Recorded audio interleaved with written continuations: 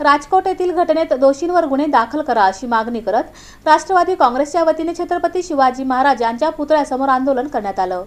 छत्रपती शिवाजी महाराज यांचा राजकोट सिंधुदुर्ग येथील पुतळा निकृष्ट दर्जाचे काम आणि हलगर्जीपणामुळे कोसळला। त्यामध्ये या प्रकरणात संबंधित अधिकारी, इंजिनियर आणि मूर्तिकार या सर्वांचीच सखोल चौकशी करून गुन्हे दाखल करावेत। या मागणीसाठी राष्ट्रवादी काँग्रेस पार्टी अजित पवार गट सोलापूर शहरच्या वतीने छत्रपती शिवाजी महाराज चौक येथील छत्रपती शिवाजी महाराजांच्या अश्वारूढ पुतळ्यासमोर काळ्या फिती बांधून या घटनेचा तीव्र निषेध करण्यात आला। यावेळी शहराध्यक्ष संतोष पवार, कार्याध्यक्ष जुबेर बागवान, बिज्जू प्रधाने, संगीता जोगदनकर, चित्रा कदम, लता ढेरे, सुहास कदम, सुभाष डांगे, सुरेश तोडकर यांची प्रमुख उपस्थिती होती। छत्रपती शिवाजी महाराज की जय।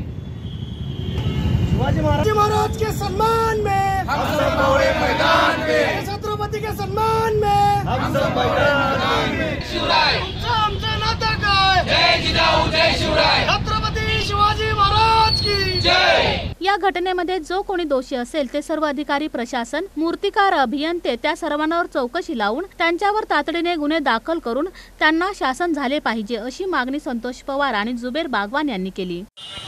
छत्रपती शिवाजी महाराज यांचा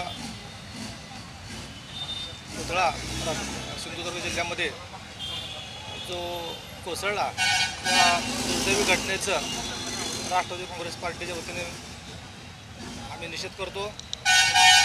संबंध महाराष्ट्राचा आराध्य दैवत छत्रपती शिवाजी महाराज हे आपल्या सर्वांचे प्रेरणास्थान आहेत। त्यांच्याबद्दलची जी घटना घडली ते अतिशय दुर्दैवी असून यामध्ये प्रशासन असतील, त्यावेळेचे अधिकारी असतील, मूर्तिकार असतील, इंजिनियर असतील, जे कोणी ह्या दोषी असतील त्या सर्वांवर कडक कारवाई व्हावी, जेणेकरून पुढे जाऊन ज्यावेळेला पुतळा उभारती छत्रपतींचा पुतळा उभारला जाईल त्यावेळेला ह्या सर्व गोष्टीची काळजी घेण्यात येईल। यासाठी राष्ट्रवादी काँग्रेस पार्टीच्या वतीने संबंध महाराष्ट्रामध्ये मूक निषेध आंदोलनाचं आयोजन करण्यात आलेलं आहे। या आंदोलनात आनंद मुस्तारे, कांचन पवार, महेश कुलकर्णी, प्रकाश जाधव, अमीर शेख, वैभव गंगणे, सुजित अवघडे, अनिल छत्रबंद, इरफान शेख, अनिल बनसोडे यांच्यासह पदाधिकारी, कार्यकर्ते मोठ्या संख्येने उपस्थित होते।